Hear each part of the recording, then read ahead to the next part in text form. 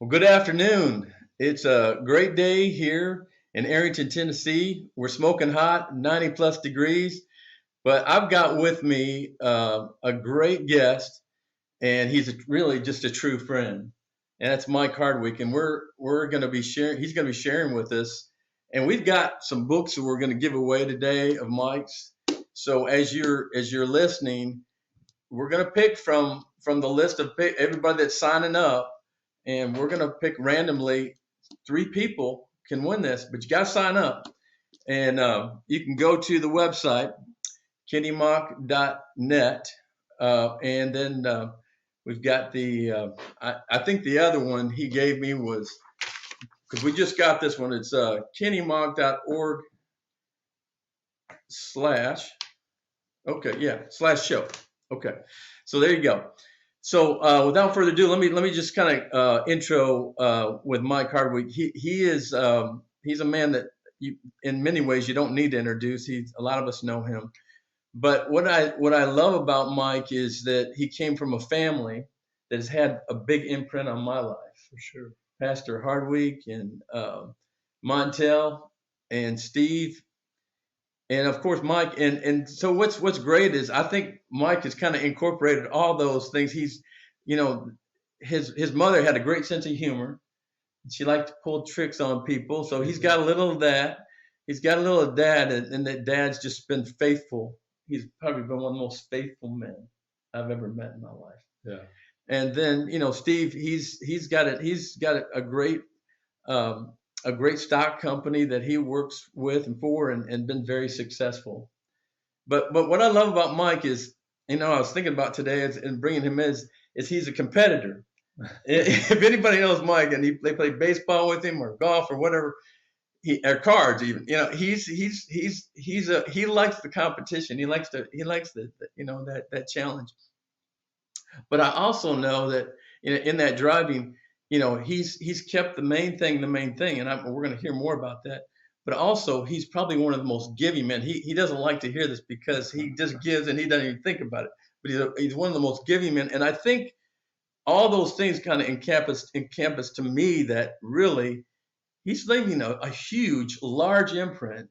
And I want to hear about it. Like the commercial E.F. Hutton said, when E.F. Hutton speaks, everybody stops, right, and listens. Well, that's the same way it's Mike. We're gonna hear him out. So, Mike, I just want to welcome you, and we're really excited about hearing from you today, and especially as it relates to your book, uh, "Keep Chopping Wood." Keep chopping wood, and Mike, I love that. I love that title. Thank you. Because it kind of is a teaser. It's like, okay, what does he mean? Yeah. Keep chopping wood. So I'm going to let Mike tell us a little bit about why he wrote the book, and what kind of how it's doing, and why he what he's wanting to do, because he's a giver. I mean, that's basically what he is. He's given a lot of his life, even in his mortgage company, which I was able to get a mortgage from. It's celebrating 30 years, by the way. His whole staff and him are all about giving, and so it's pretty amazing. So, Mike, without further ado, kind of share with us what about your book, and kind of what inspired. Well, I will, but I want to digress for just 1 minute or less. You talked about me being competitive. My children always used to get upset with me as little children because I would never let them beat me in anything, not checkers, not chess. And they would always complain, saying, "Daddy, you won't ever let us win." And I was trying to teach them something. I'd say, "Well, if I let you win, did you win?" And so the first time you beat me, you will know you beat me. You won. And I wish I had time to tell a lot more of that story, because I remember I was probably about 62 or 3 when my oldest daughter, Shayna, her well, she finally beat me for the first time ever in tennis, and it crushed me. And after the round, I went up to her and I said, "Baby, I let you win, right?" She said, "No, no, no, no, no. I beat you. You always told me when I finally." So there you go. I am competitive even with my own children. Keep chopping wood. Kenny, thank you for the gracious words and comments you made earlier, particularly about my mom and dad. I tried to get Dad to write a book for years because he had so many stories he could have told. And but he never got around to it. And about 5 years ago, I began to realize he's not going to write a book. And so I decided I'm not an author, I'm not a writer, but I'm going to try to write a book because there's so many stories about mom and dad and our family and the great church they pastored. They started and built over 60 years. And the Lord has blessed me and allowed me to play a small part in founding and starting 2 banks that have done quite well over the years.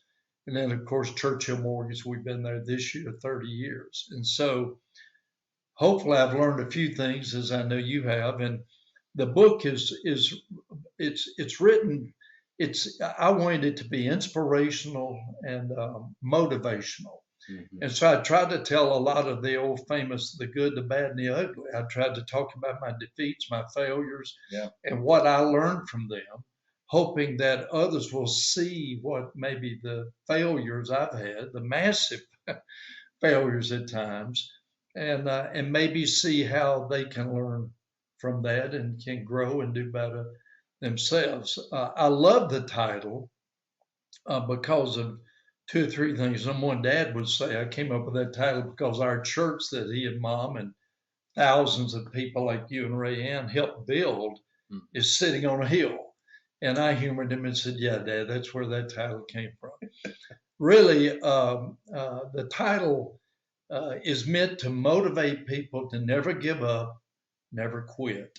I named my company Churchill Mortgage after Sir Winston Churchill, who famously gave a speech one time. It was at either Oxford or Cambridge, and I'm not sure I remember which. Yes. But the essence of his speech, well, it was very short, and his message was clear and concise, which my dad could have learned to preach a few sermons a little more concisely. But he basically said to the students, never quit, never give up, never, never, never quit. Mm-hmm. And I just like that title. Another great friend of mine that I worked with for years, Crystal Freeman, wrote a book several years ago, and the title of his book was When Life Throws You a Curveball, Hit It. And I love that because he didn't say if life throws you a curveball. Everybody, if you live enough of life, we're all going to get hit with curveballs. Some people go through divorce. Some people go through cancer. Some people go through children who struggle with drugs. Some people go through financial reversals. We all face difficulties in our lives. Yeah. And as my dad always said to me and my brother, son, God's not looking at how many times you fall down. Translated, he knows we're going to fall down. He knows we're going to fail. Absolutely. He knows that. The Apostle Paul said, I have to die daily to my sins or my failures or my falling downs, right? Yeah, right. So a dad would say, God's not looking so much at how many times you fall down, Kenny. Yeah. He's looking at how many times you get back up. Don't make the same mistake and keep growing. Yeah. The old saying, Rome wasn't built in a day. You know, life is a marathon. It's not a sprint. We've got a saying at Churchill Mortgage, we like to say progress, not perfection. Mm-hmm. There's only one who lived a perfect life, who achieved perfection. Yeah. And of course, we know what the world did to him. They couldn't deal with it. They nailed him to a cross. Right. And so I seek, and I teach this to my 1,100 employees across the country all the time. They probably grow weary or hear me talk so much about this, but progress, not perfection. Every day, if we seek a little bit of progress in our marriage, in our business, in our personal health, our personal habits, if we seek a little bit of progress every day, we can get a little bit of progress. Yeah. And then you can look back years later, like you were able to do, and our great friend Dave Ramsey was able to do, and hopefully I've been able to do. We can look back, and while others may think that we were an overnight success, we know better. We know better, right? Yeah. We can see that we were able to make, in spite of our failures, our setbacks, we were able to make more progress than setbacks. And here we are. Mike, you know, it reminds me of a group I used to be in called the Eagles. And one of the things when we studied the Eagles was when the bad storms come and, you know, challenges come, the Eagles actually, when it's bad weather, if it's able to, they'll fly above the, you know, the real bad storms. Yeah. They're flying up above that some of Yeah. that stuff. And I can just see the little eaglets when they're trying to get them out of the nest. You know, this is your you know, this is your training ground. Yeah. Right here. You either fly or you're gonna die. Yeah. And so a lot of that, you know, I'm just thinking about you, and I'm thinking about those pilots. You would have been a great pilot, because I know in your own life, you know, you sometimes go through, and I've heard pilots say this, you know, there's been some that have had to have maybe, you know, some support after a really huge bad flight that you know, they were in storm and Yeah. and just emotionally, and you can imagine the trauma every day flying. Mm-hmm. And yet they fly above those clouds and they try and fly around that storm. Yeah. And it's doing something about them. It's helping them realize, hey, I can do this. Yeah. But there are those storms that seem like, I don't know if I can get through that. And there may be some listeners here saying, yeah, but you don't, you know, it's my business. You know, I've gone through COVID, and they come up with all the things you've just talked about in your book. And what you've been able to accomplish, what are some things that you feel like you could look back and go, I'm glad I had this, and this, Yeah. in this really dark place I'm in. Yeah. What are those? I'll share one or two with you, but I will tell you, I heard a teaching years ago that was really, it stuck with me.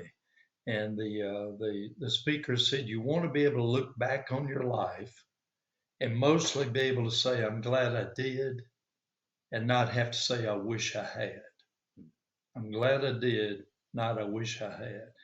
You know, I look back, I remember one of my first jobs was at First American National Bank. I just graduated from Belmont University, and I was at the bank, and I had some early on success, probably because two of my favorite uncles had worked there for years, and given the bank, our name was a good name there, so maybe they thought since I had the same name, I might be as good as them. I don't know, but so I was named an assistant vice president at the bank very early in my career.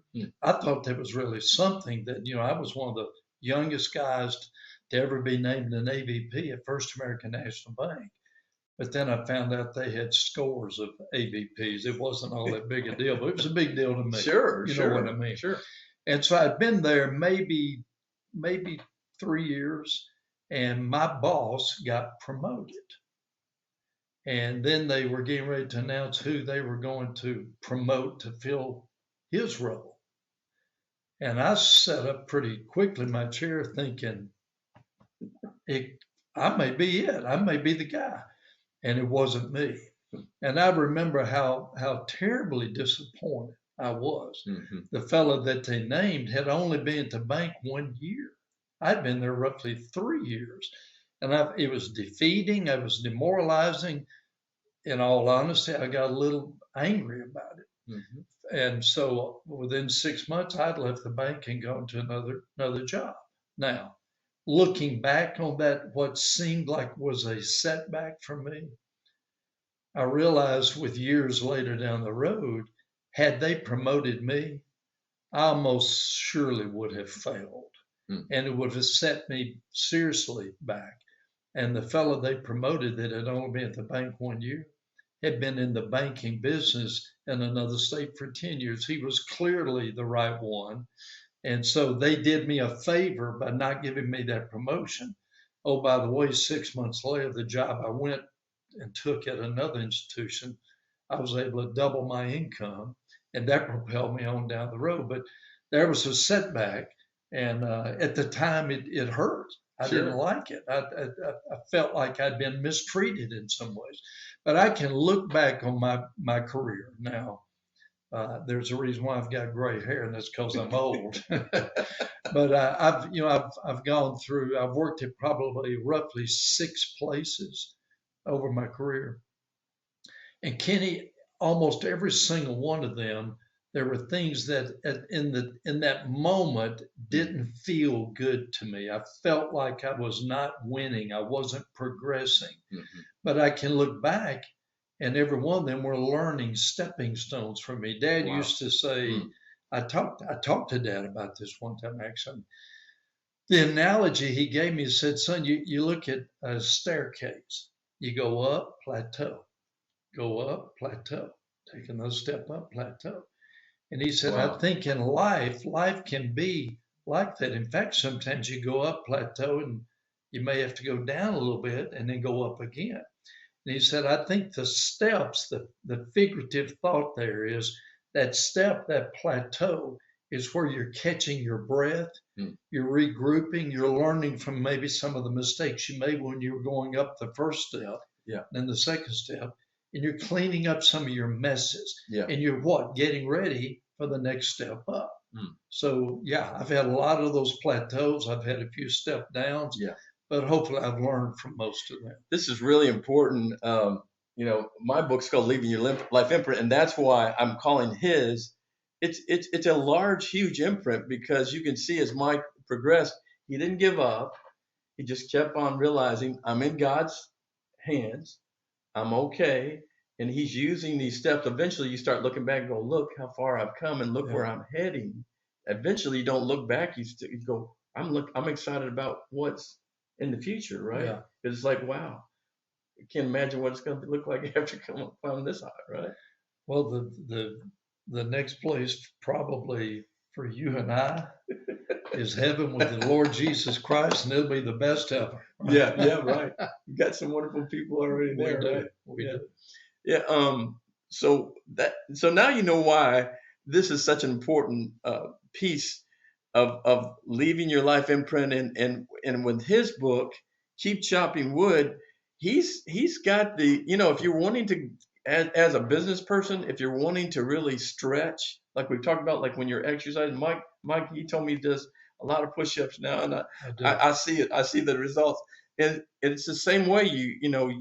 When you're a mid-sized business, a small business, you don't often see the rest of the dream. Right. But if you keep chopping the wood, you keep at it, and you don't give up, and you're staying faithful. And I would say that's one of your dad's keys to me to be, was a great imprint in your life. Is he stuck 40 years? He never gave up. That one particular pastorate, Mike. Yeah. And he just kept on, and it grew from a small little church to a humongous church where I got the pleasure of serving as a counselor. And here I am. I might not even be talking with him, Mike Hardwick, because had it not been for his father giving me the opportunity to start a counseling ministry, and it grew too big. It did. It did. And so, I look back on, a lot of people thought I was crazy. Hey, Kitty, this is a wonderful job. Why would you want to leave Christ Church? I thought you were crazy. Yeah. Well, why would you want to do that? And all I could say was, well, Pastor Hardwick preached a sermon and it won't go away. Yeah. And I'm either going to have to trust at some point, I'm going to have to cross over that line and jump to the next path, or I'm going to keep looking down and be afraid to jump over it. Yeah. And I finally just said, hey, God, you're with me.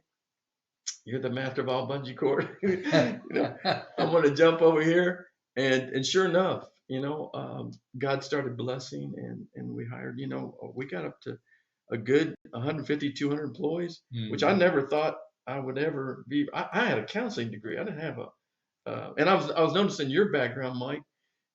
You went to school to begin music, and then the pastor ended up becoming such a successful businessman. And how many places are you around the country now, Mike? We've got around 1,100 employees, and we're licensed in 49 states. We have branches, physical branches, in about probably around 25 of them.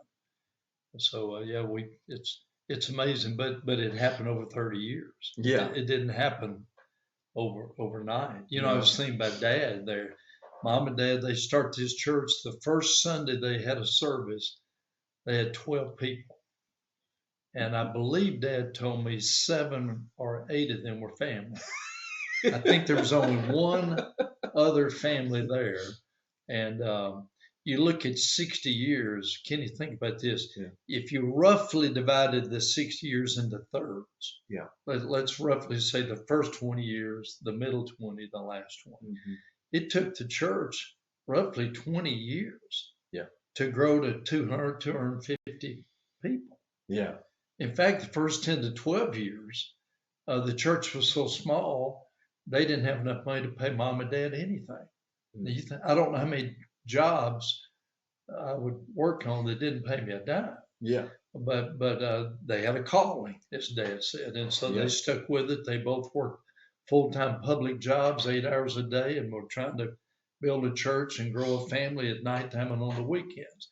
Then that middle 20, it grows from say 200, 250 to about 1,500. Those were the Wallace Chapel days that you'll remember. Yes.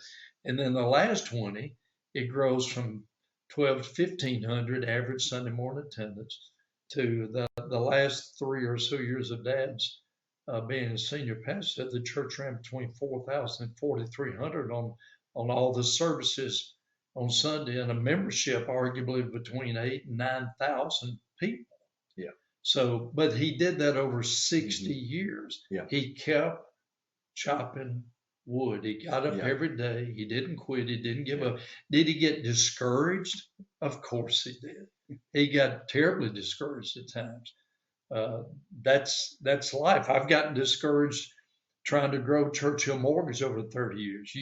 We all go through setbacks and pitfalls. Absolutely. But the key is just keep staying with it. If you've got a vision, if you believe you've got a calling of sorts, don't give up. And you can look back almost all the time and you can see the fruits of your labor. One of my greatest honors was to share our story with the church, and you were there that morning, and I got the opportunity to share my story. But then I brought Pastor Hardwick. I had him stand, and to see all this multitude of people stand and give him a standing ovation was probably one of the greatest honors that I had, to recognize this man who had given so much. And that's a lot of missed opportunities watching your kids play ball, or but he was still there for you. And he involved you in every part of the asset of his life aspect. And I think that was, and I'm doing that with my son, and I'm sure you're doing it with Lawson. Yeah. And Michael, that's right. And that's called legacy. Then Right. we're moving into that, and what great roots that both you and I had to spring from. Blessed, blessed. Yeah. Well, I just want to thank Mike. We're going to have another episode. This is going to be episode 5 if you're following with us. And I just want to really encourage you to sign up on our website, and kennymauck.net, and you'll see on there all the episodes, and then there'll also be a link for an email if you want to communicate with us, or if you'd like to donate. We see veterans that have fought for our country, and we make sure that they have adequate housing, and then we have people that in some of our other houses we've had some younger people who have had a car accident, and they can't, their lower extremities, they have no feeling. So this is what we do, my son and I, and our staff, and it's growing and developing, but it's an expensive. Every little house that we have to remodel is $200,000 because it's just all the government regulations. But it's a great thing. I'm chopping wood, but because I realize that there's a guy like Mike Hardwick that's out there, and I remember one time, and we'll stop after this. But Mike, and this might be something you as a business person might want to do. He would bring us in on our annual budgets. I probably had the lowest one out of everybody, but I remember him putting out, here are the important things for us to look at as an organization, as a church. And he strategized what's our stewardship? What are we properly doing with our funds. And I just love that he could have made that decision all by himself. He was over the financials, but he did the right thing. And that was to listen to everybody around that table Yeah. about what they thought was important. Yeah. To be good stewards of the people's money. Well, I remember back in those days, Kenny, the need was far greater than the church's ability financially to meet every need. Even in the heyday of the church of 4,000 plus on the Sunday morning attendance, 8 to 9,000 of membership, I believe the aggregate budget was around $10 million a year.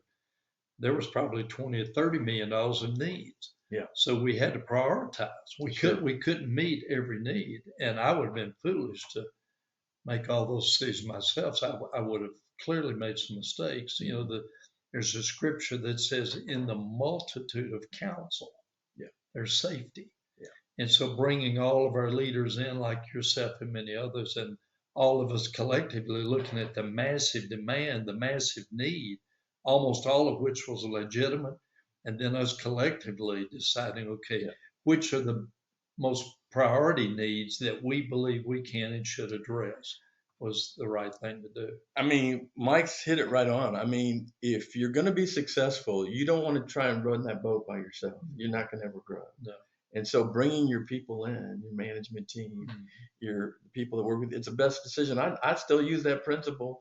That's why I'm here today. I don't have to be over there because that's right. I've got some great employees that are far smarter than me. So let me give Mike just a compliment here. So somehow his dad saw something in me, but he said the church budget was about $10 million. I started with $750 to start my nonprofit. We ended up having budgets about $10 million. So just to show you that don't minimize what God can do with you, even if you feel like, Mike, you're not gifted enough, or you don't have the right stuff, or somebody more intelligent, or if you're wise and yet just keep at it, right? One thing I learned years ago was that if I really wanted to grow Churchill Mortgage much beyond myself, that I had to hire, and I'm not trying to sound humble with this, I really mean this, I had to hire people smarter than me. And so I've been smart enough to hire people smarter than me. Me too. Lots and lots of great employees at Churchill that are far more capable and smarter than me. And I've just been the guy that's kind of pulled them together and keep them working together well. And it's paid off big. Well, Mike, thanks so much. Yeah. We're glad that you've joined with us today. Let your friends know about this. We're growing and we're excited about what this is going to do. We're going to be covering a lot of topics from a lot of people, but today is really special to have Mike Hardwick with us. God bless you all. We'll talk to you this next episode. Hey guys, thanks so much for watching the show. If you guys have any questions, or if you would like to donate and receive the book, please head on over to kennymauck.org/show. Here you can ask us any questions that you might have, as well as make a donation. Thank you so much for watching.